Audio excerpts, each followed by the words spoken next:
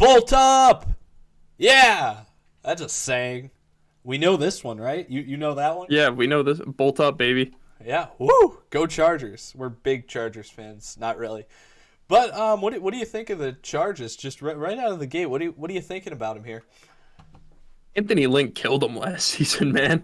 Just watching some of these games, I'm like, whew, if they had a competent coach. Not that Anthony Lynn isn't incompetent. He's a good offensive coordinator. But just some of the decisions that you have to make as a head coach, you could tell that he had no idea what he was doing, and that's what caused him to lose. Like they could have really gone to the playoffs potentially with how that team was playing, and instead they finished with a losing record. Yeah, I think I pretty much agree with you. But I've been leading recently, so I'll let you lead every topic for today. All right. Yeah, just first thing I wrote is Anthony Lynn's head coaching hurt him. It's just so obvious watching games that if they had a guy that just leading the whole team came natural and some decisions weren't like tough to like there are decisions that aren't tough to make. And Anthony Lynn seemed like he was having a tough time to make them, like calling timeouts in certain situations, when to go for it, when not to go for it. Just really mind-boggling stuff on him. Justin Herbert is so good. He's so good. I don't think anyone outside of the Chargers fans in LA really could have predicted that Herbert was going to do as well as he did, because that was a shock to everyone. The Chargers experienced running back problems the same way the Giants did, with having their starter hurt and having to resort to backups, but the Chargers actually have coaching staff that can develop running backs and had guys that they were just throwing out there, and not like compared to the Giants. The Giants had guys that were just going out there and like, we just need someone to play running back. The Chargers had Anthony Lynn, who has had a track record of developing running backs and having running backs produce, and it did not have as much of a drop off as it would have with the Giants. But then again, Austin Eckler isn't on the same level as Saquon Barkley, but the drop off still wasn't gigantic. Their defense is way more solid than I thought it was going into this. I knew Joey Bosa was there. Quit making faces. I knew Joey Bosa was there. Kenneth Murray, Casey Hayward, but just other names on that team were producing at a high level. I knew Derwin James got hurt week one in back-to-back seasons. It just really is tough. It was training camp. Training camp, basically week one. Just it's really, really tough when a stud like him doesn't play for 2 straight years, but having him back is going to be huge for them. But stepping in for Derwin James, my new favorite secondary player on the West Coast, now that John Johnson III has gone to Cleveland, Mike Davis. Just, we need more Mike Davises as a whole in the NFL, because they're just so underrated. Every Mike Davis that steps foot in the NFL is underrated. And seeing his numbers was great. And of course, your favorite kicker's favorite kicker, the Money Badger, had a down year. So I think this is going to be the most we've disagreed in an episode so far. I'm telling you that right now. Okay. Yeah. Worse than the Wentz trade? No, that was a mess for completely different reasons. But that was only one thing in the Eagles episode, anyways. That wasn't like a full-on team disagreement. So Here we go. Giving QBs easy throws at the beginning of the game as well as read options is a good thing. That's what they did for Justin Herbert early against the Jaguars. I loved that. Jet motion is absolutely tremendous. All teams need to use it more, and when the Chargers used it, they were successful. Herbert can put the ball anywhere. You're not kidding. He can make like any throw in the game. I mean, he's insane. I told you we may talk about MVPs in a few days. He's not on any of my guys that I listed there, but I mean, geez, with how talented he is, he may not be far off. We both want Donald Parham to be insane just because of his height, I think, but I don't really know. That may not turn out as we want it to, so that's kind of sad. The Jaguars were actually a threat with Minshew at QB, so it's kind of fun to watch a Jaguars game where they're trying. I'll say that. Kenneth Murray made a play in pass coverage, and I just wish I would have caught more Chargers games last year, because they really are a team that interested me. But I feel like besides the Chargers and Bills game, like last year, The only Chargers games I really caught was ever like the tail end of close games they were in. Um, they let up a punt block where the punter just took forever to kick the ball. I mean, it literally felt like he counted to like 4 Mississippi and then attempted to punt the ball. It was just terrible, and it feels pretty Chargers-esque, just to be completely honest.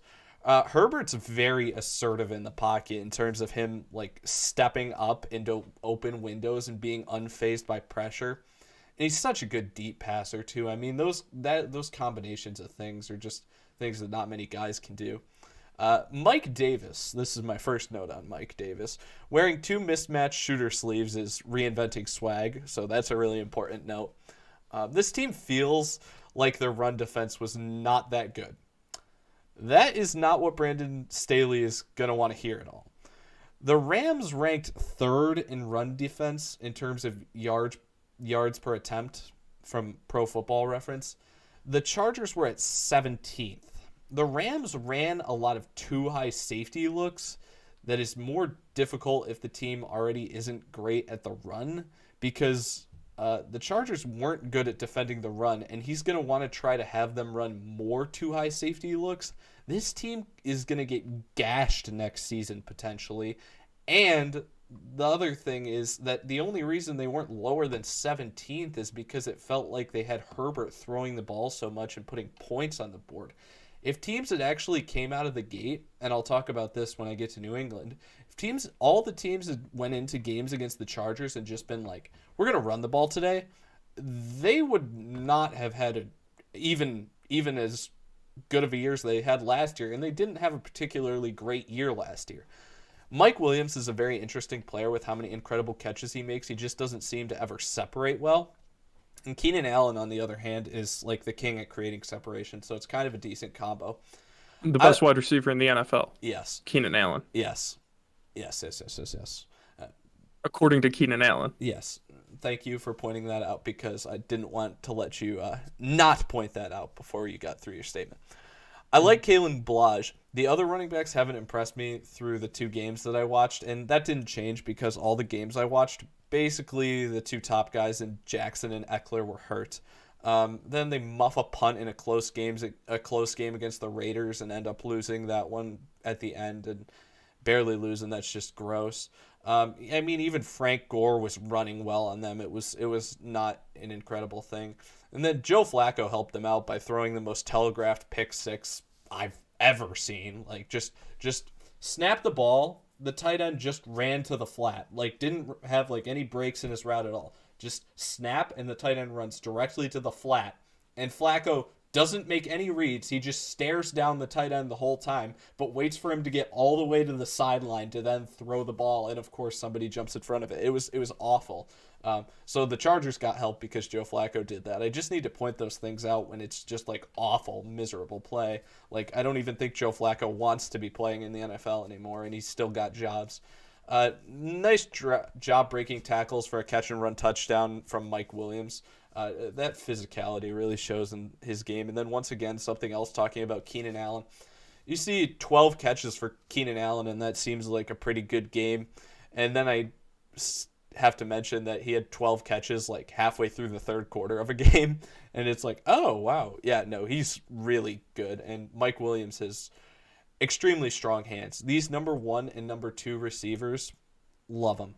The guy named Campbell, number 37, I have his first name down lower on my list here, and I'll get to it later, but he's just really solid in coverage. I like him a lot. I never see his name because his dreadlocks are always hanging in front of it, and I feel like I've been wondering who he is for a while. New England now. This is once I actually started watching the New England game. They had a 13-play opening drive, and they ran the ball 10 times on that. They actually realized what the Chargers' weakness was that everybody else wasn't figuring out, and it made them pretty successful. I hadn't even looked at the statistics for Badgley yet, but he missed in every game that I had watched so far, so that was pretty disgusting, just to be honest. Even though we love the money Badger, I mean, come on, man, improve some.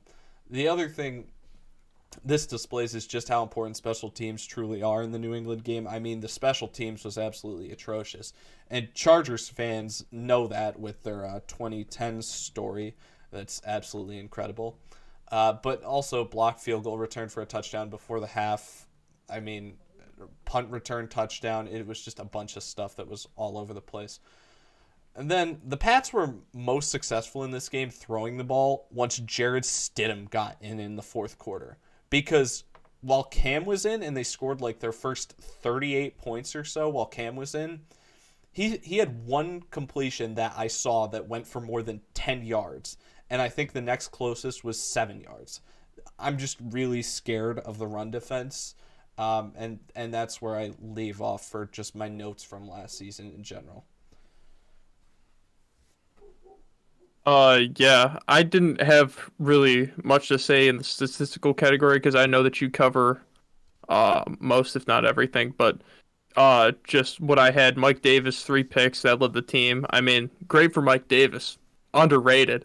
But 3 picks leading a team is kind of, especially when there wasn't much turnover production from the team as a whole. The Money Badger, I think he made like 74% of his kicks, and some were blocked. It's just, I know that as a kicker you have to make your kicks, but it seems like it's really hard to not get in your own head when you're being harassed and you're getting like kicks blocked most of the time, and it's just like, I have to worry about getting this off fast, not making sure it's accurate because the guys in front of me can't block. And then that goes same thing with Ty Long, who had 3 punts blocked, and that's kind of just ridiculous having 3 punts blocked in a season. Like, as a special teams coordinator, I don't know who he is, but yikes, man, how do you not adjust or do something different? How does I know Anthony Lynn stepped in as like he coordinated the special teams one game and like went over and practiced and like ran it with them. You have to do something different. If you have 3 punts blocked, it's just absurd. Yeah, the special teams were absolutely atrocious. I had my own things for him, but you basically got it. I just don't even know if I want to put. The only thing I'll say there is that I don't even know if I want to put that much on kicks being blocked. I mean, 24 for 33 is pretty bad, Badgley. And the other thing that I have to point out with that is he may be getting in his own head, but he's got nothing else to do even at practice because the punter is the kickoff person on the team. Mm-hmm. So, I mean, come on, Badgley. You got to make your kicks if you're literally only on the field to kick field goals and extra points.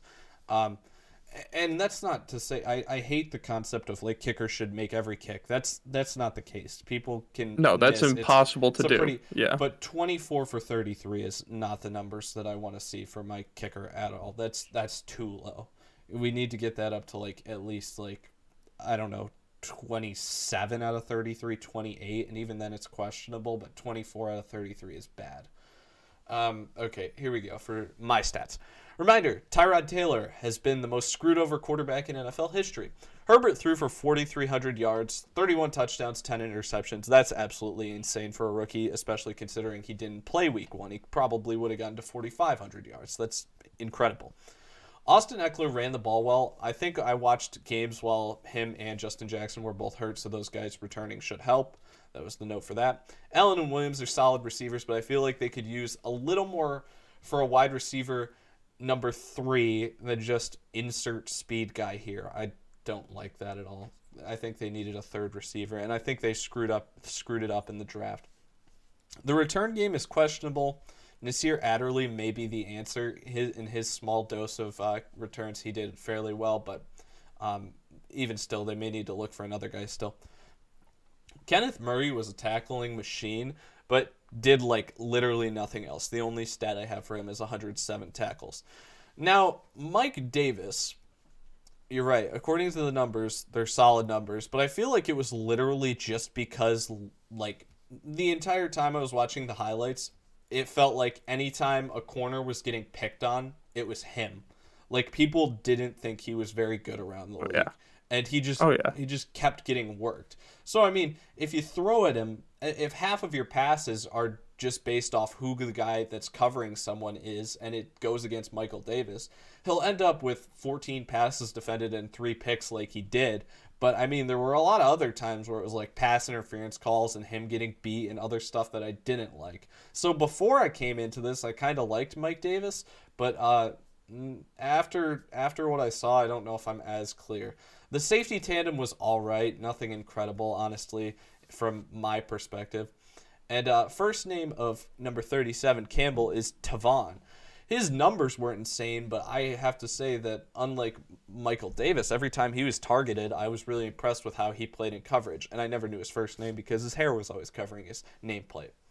And then Casey Hayward and Chris Harris were a little hurt, but they're both getting up there to age 32 each this year. And Hayward left, I'm pretty sure. So, or one of them left. I can't remember which one it is. Hayward did. But yeah, I mean, I don't know. I don't think either of them are obviously the future for this team, so that's not a big deal. And honestly, statistically, the only guy on the defensive line that did anything was Joey Bosa, and that was 7.5 sacks, 15 tackles for loss. That was only in 10 starts. So, I mean, not impressed by the rest of the D-line. I would have actually said that they probably could have done some work there. Yeah. Moving on to free agency, I saw that they had four mentionable pickups, and Corey Linsley to really strengthen that O-line, one of the best centers in the NFL. Jared Cook, very athletic tight end, which is nice with the tight end that they picked up in the draft to be a good guy to develop behind Jared Cook. Matt Feeler, he's solid. And then Chase Daniel, just another great backup quarterback that they can put behind Herbert in case of emergency situation. Yeah, the only guy I have to add to that list is Derwin James because, he hasn't been on the team for 2 years, so maybe he'll come back, and I think he would be pretty fun to have. Be across from the 23-year-old kid who I said played pretty averagely, but I mean, I think that would help their secondary a lot. Corey Linsley's awesome at center. Jared Cook, hugely underrated. I just wish they would have signed like more high-end guys because honestly, the only two guys that I even wrote for them are Linsley and Cook. I didn't mention the other two you had, and it felt like there were a lot of other names that they signed this offseason too, but I just didn't think they were important. Mm-hmm.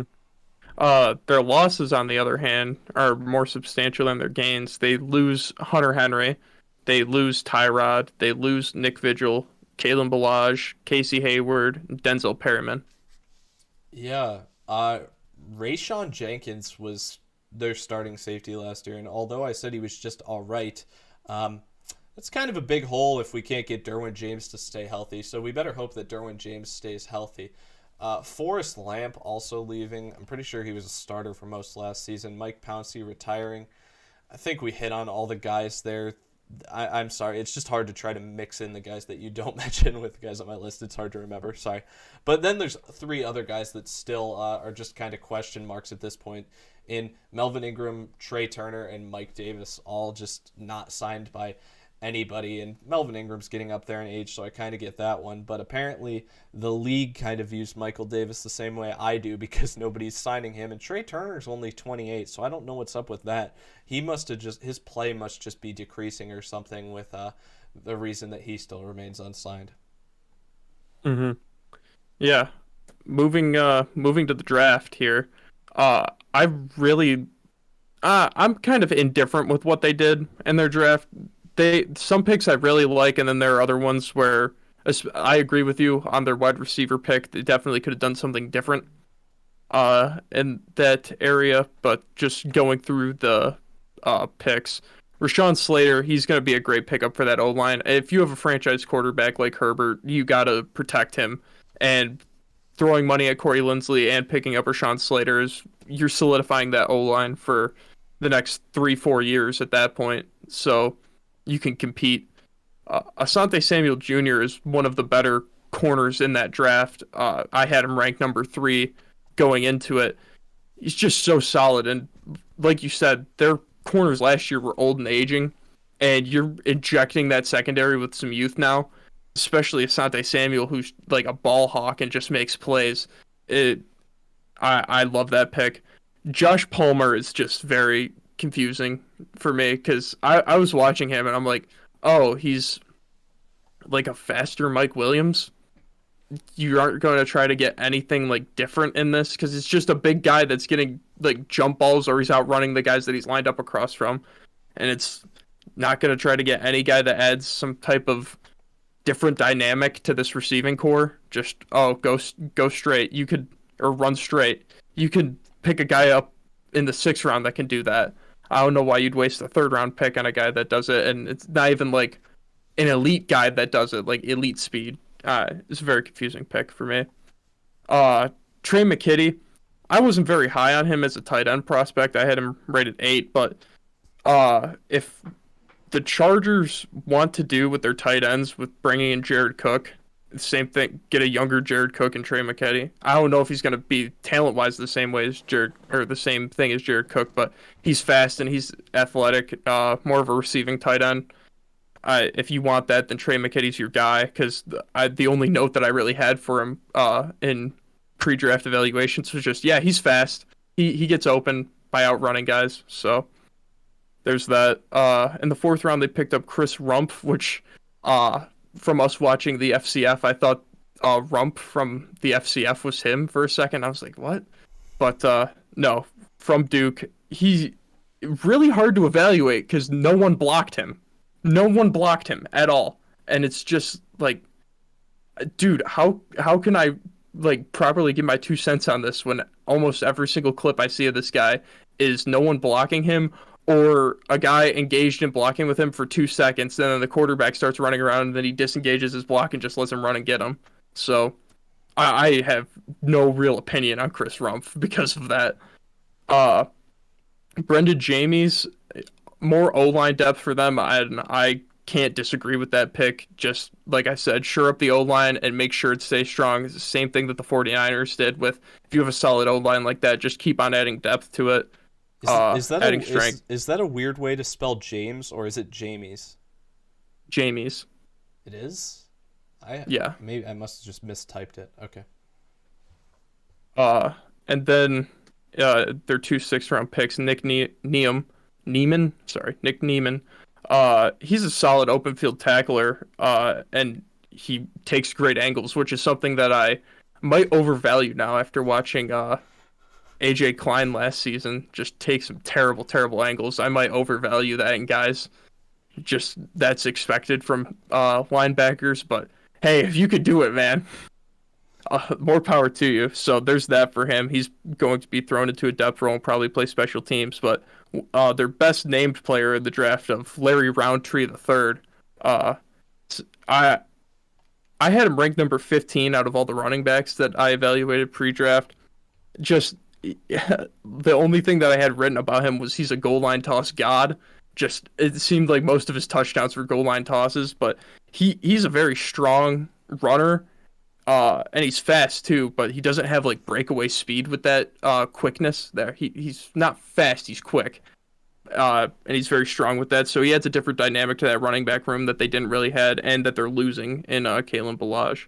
And then in their 7th round, they pick up Mark Webb, who they're going to have play safety, and just watching him, he's all over the field making plays. So he might find a way to get some time as a starter or even be a backup, but probably going to be a special teams player. But he looks like a fun piece for them to use in the upcoming season. Yeah, so I have to say I really like their top 2 picks, and then after that it's pretty much me not. It's not. I guess it's not awful looking back at it, but I mean I've got some pretty unsatisfactory opinions about other guys. So Rashaan Slater is the modern NFL defensive edge killer. That's great. Love him. I'm not even going to say anything else. Asante Samuel Jr., very confident in him being very good. He's great in zone coverage. They needed some DB help. I like this too. Now Josh Palmer is their obligated wide receiver pick of the draft, because every team must select a wide receiver in case you haven't watched one of these before. This seems like a reach at this position. He doesn't excite me much at all.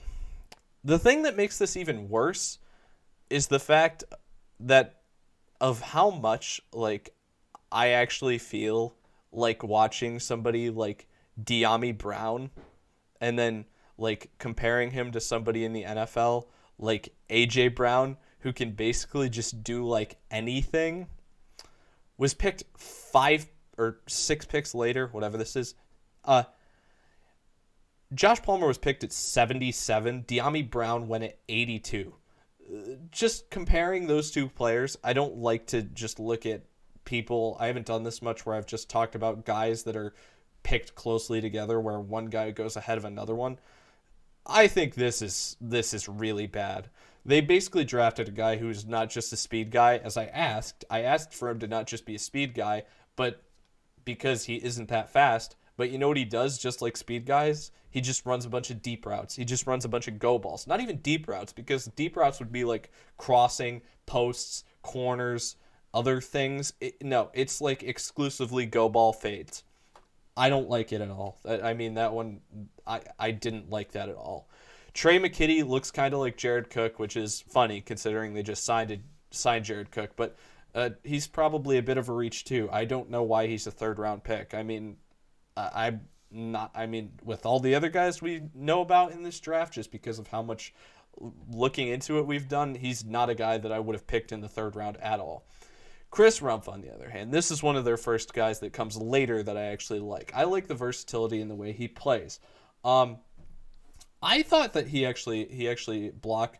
You're right. There are definitely plays where it's like the quarterback's running around forever and he eventually just gets a sack. But it's like, oh my gosh, you should be yelling at the entire defensive line for how long they took to get to the quarterback. Other plays, he sheds immediately and rips inside or something like that and makes a big play like immediately off the ball. I don't know why that is. It feels like there's kind of no in between for him. It's like he's either going to take a really long time to get there or he's going to get an immediate, like he's got a great first step.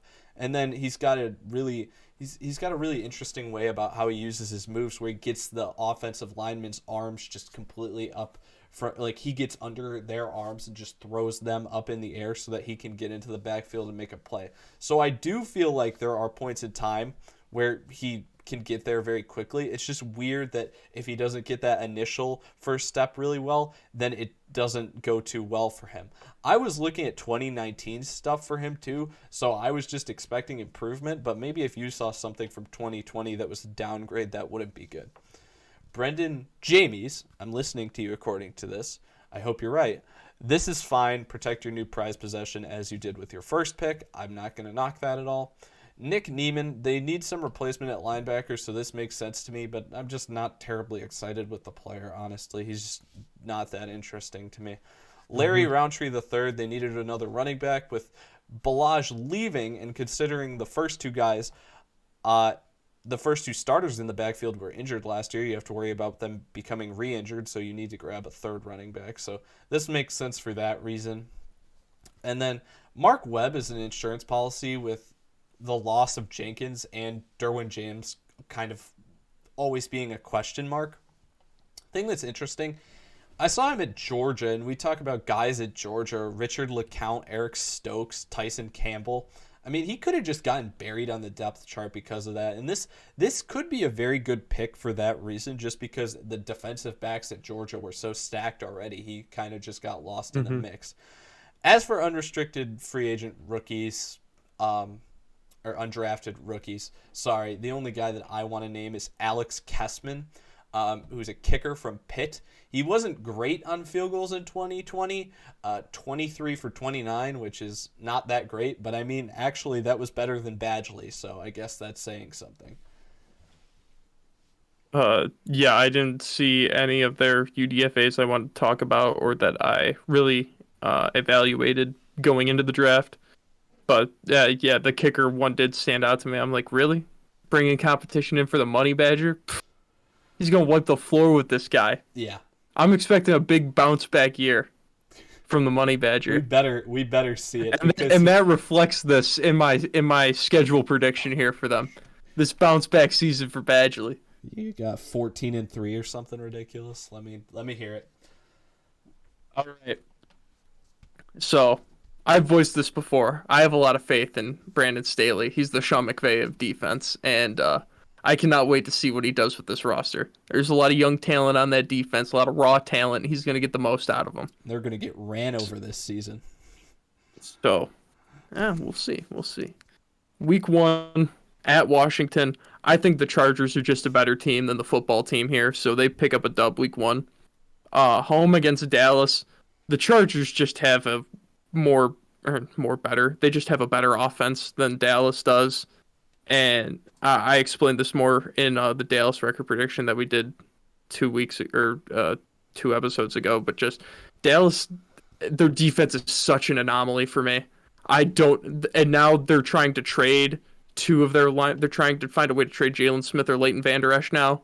It's a poop show out there in Dallas. I don't know what their defense is gonna do. Dan Quinn needs to get it together. So that's a dub. At Kansas City, that's just an L. I mean, you play in the NFC West, you're guaranteed. Or AFC West, you're guaranteed 2 L's a season now with the Chiefs. It just is what it is. Home against Vegas, that's a dub. I don't really think Vegas is going to be very good this season at all. Home against Cleveland, that's an L. Just I do recognize that their run D is not going to be great next season, and Nick Chubb and Kareem Hunt are going to have a field day with that. So that's an L. And then same thing with Baltimore the very next week. They're going to get run over 2 straight games, and that's gonna cause the Sean McVay of defense to 3 straight weeks. The bye weeks next week, bro. They're going to get run over in the bye week? Come on. 3 straight games. Use your brain here. And then they're going to go into their bye week, all right? They're 2 weeks. 2 weeks of having been run over. Go into their bye week. 2 good quarterbacks, too, in those 2 previous games. They don't have to worry about the quarterback in this New England game. They just know that they're going to run the ball. They know what they did last season. They're going to come out and they're going to get this dub here because this is the worst spot for Belichick to be in because they're having 2 games of previous knowledge to get it in their system of, wow, we really stunk up the joint with our run defense. Go into the bye week, fix that, come out, get an extra week of preparation against New England, and you're going to get the dub here. Make a statement win. Then at Philadelphia, that's a dub. I mean, Philly's going to stink. Minnesota. I don't know why. I'm just on a tirade of hating Kirk Cousins recently, and that's just going to be a win. It's a home game. Maybe if it was at Minnesota, I'd give Minnesota the edge there. But I just hate Kirk Cousins. I don't know why. I just hate him. Home against Pittsburgh. I don't think Pittsburgh's going to be very good at all, especially if their entire offense is just relying on Big Ben throwing dump-offs to Najee Harris and not them actually handing the rock off to him. So I think that's going to be a win. At Denver, that's a win. Chargers are just a better team than the Broncos. At Cincy, that's a win. Chargers are just a better team than Cincy. Home against the Giants, that's a win. That's 3 easy wins in a row there with the Broncos, Bengals, and Giants. Just 3 teams that are going to be bottom of the league. And then Kansas City at home, that's an L. They may be able to compete with them this late in the season, especially with it being a home game, but I'm just going to play it safe here and say that KC wins that. At Houston, now this was a tough one for me, them playing Houston here, because Houston has all those running backs, and you just have no idea what they're going to throw at them. They have half of their roster now is running backs, so you don't know what the game plan could be. But I'm going to go out on a limb here and say that the Chargers get the W against Houston. And then closing out the season, not 2 last games to close out the season. Home against Denver, that's a win. Then at Vegas, Vegas is not going to be very good, so I think that's a dub for them. Over under is 9 wins. 9 wins? Yeah. Give me that over. Give me that over. Because they're finished the season 13-4. You were wrong. You thought I was going to give them an extra win. No. I'm smart enough to realize it. 13-4. AFC West is going to be a 2-team competition. Okay. I think this is... No, actually, maybe not. Maybe we had one other... Okay. Maybe it's not as bad as I thought. Okay, week 1 at Washington. These teams are going to be interesting to come out and see how they play week 1. That'll kind of really be a good litmus test for them. So that's just a toss-up game. And then week 2 against Dallas as well, actually, I'll say that that's a toss-up game as well because I don't. The interesting thing here is I don't know how well Dallas is going to run the ball, but the thing is that I don't feel like either of these teams are going to play much defense in this game. So let's see who has the ball last, and we'll call that a toss-up game too. Now, don't worry, you may get annoyed with my toss-up games, but actually, my only two Oh toss-up yeah, just take the easy way out. Just take the easy way my only out. two toss-up games are these first 2 games of the season. After that, they go to Kansas City. I'm saying that's an L. Then they play Las Vegas. I think that's a W. I think Vegas is going to be bad. They lost a ton of guys. Now we're talking about here the stretch where they run into like just the gauntlet of terrible run defense. And if they try to run 45% of their snaps with 2 deep safety looks, they are going to get absolutely slaughtered in this 3-game stretch. And actually, it's really a 4 out of 5 game stretch here because I'm not counting Philadelphia in that because Philadelphia is probably going to be a throwing team. But Cleveland here, an L. I mean, they can run the ball and they're gonna do it. Baltimore too, they can run the ball, they're gonna do it. New England, we don't know necessarily what New England's gonna love to do, but they're gonna game plan. And after those last 2 games, if they see that they get absolutely steamrolled when teams run against them, New England will run the ball. New England will do what they need to do to win. And they're the team that did it the best last season, so I don't have any reason to believe that that would change this upcoming season. Then they go to Philadelphia in Week 9. They kind of get off the cold streak of garbage and just get an easy kind of cupcake opponent, to be completely honest. Their roster's just better than Philadelphia, and Philadelphia isn't a run-heavy team that we know of for the time being. Then Week 10, they play Minnesota. You're right. I mean, we're not the biggest fans of Minnesota, but you know what's important here? The fact that Minnesota's one of the best running teams in the league. They're going to run all over them again. And the thing is you could say Brandon Staley is a great defensive mind, but he has to be willing to change his scheme. If he wants to run what he ran with the Rams, this is not going to work. And I'm not always trustworthy with NFL coaches being the most like willing to actually be open-minded and think about changing up what they do. Some are, but I don't know Staley well enough, and I'd lean towards the idea that he's not going to do that. So that's what I'm expecting for the time being. If I'm wrong, it'll be very obvious very early in the season. So it won't be a shocker later by the time we get to Week 10. But we may see a glimpse of it by like Week 5, Week 6, and then it may just be, we'll probably know by then what type of coach he really is. Week 11, Pittsburgh, you're right. I think Pittsburgh's bad. I think they can beat Pittsburgh, and Pittsburgh has no run game. Denver as well the next week. Scared of those receivers in Denver, but Denver's still got question marks all over the quarterback position, and the run game isn't very threatening. Quarterback position in Cincinnati is good, but not the run game, so I think Cincinnati's a win. Then they play the Giants. They get lucky here. This late stretch they have, this like second half of the season for them entirely is so much easier than the first half of the season. I think the Giants is a W too. Then that Thursday night game against Kansas City, that's an L for obvious reasons. We don't need to discuss that. Houston's roster's terrible. That's a W for them.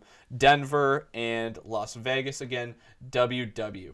So that means I gave them 9 straight-up wins, 6 straight-up losses, 2 toss-ups. So that gives them 10-7 for me. So actually, I'm technically over, but really I don't love the over.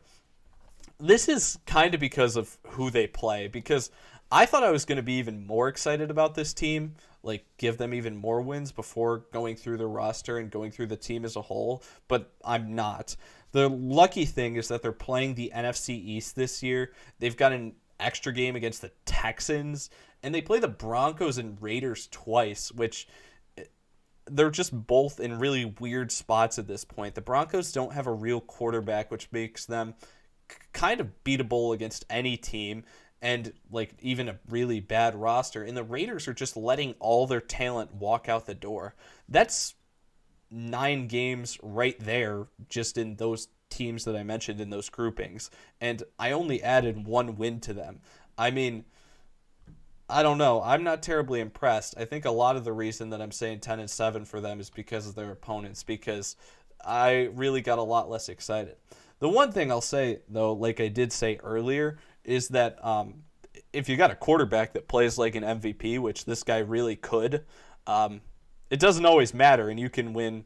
Now I would have said like 12 games before in a 12-4 16-game season, but you could win 12 or 13 games now just because your quarterback is freaking insane. But we'll have to see how insane he truly is this season. Yeah, I guess we will. I guess we will. And we'll have to see what the Sean McVay of defense, Brandon Staley, does to adapt over the course of the season to prove you wrong, to prove that he is what the modern NFL needs, a breath of fresh air, a coach that adapts weekly, that changes his game plan, that plays to his players' strengths, and minimizes their weaknesses through scheming. Bolt up, baby. I know all the Chargers fans are with me with this. They're going to win 13 games. Why didn't you say 15 games then? Why didn't you just say they'd lose to Kansas City then? It just needs time. He just needs time to learn. He's never been in a head coaching role before, all right? But former college quarterback, all right? He is a leader of men. Natural born leader of men. He's going to be ready for it when the time comes. When he sees, oh, two high safeties really isn't working here against Cleveland. Oh, it isn't working against Baltimore. Well, we're going to the bye week. We got extra time. I know that last year against New England just put the rock on the ground and took them to town. So we need to adapt, all right? Derwin James, you're getting in the box because you're still healthy, all right? And we're just gonna ravage him, because that's what Brandon Staley does. Natural born leader of men, college quarterback, head coach, L.A. Chargers. You know what's funny? The Chargers got killed in the run game last season. So it's not like there's a lot of scheme changes you can do, and it's not like they added like any insane players on defense. The only thing that makes it even worse is the fact that the guy coming in loves to take guys out of the box that could be in the box. So I don't know what he's going to do to start making this defense insane against the run like you're telling me they're going to be by week. What week is it going to be by? Okay, so week 8 is the test week. We have to watch this game together, okay? This is a 4:05 game, New England and LA, okay? This is one of the most important games of the season right here, okay? For so many different reasons. So this is huge. You know what Brandon Staley is going to do? He's going to adapt, he's going to overcome, and he's going to innovate. That's what Brandon Staley is going to do for this Chargers team. I just love this like politician look you're putting on of using a bunch of buzzwords and not actually saying a thing. That's what Brandon Staley's going to do. He's going to innovate for this team. He's a leader of men, former college quarterback. Bolt up, baby. You all set? Yeah, we could cut this here.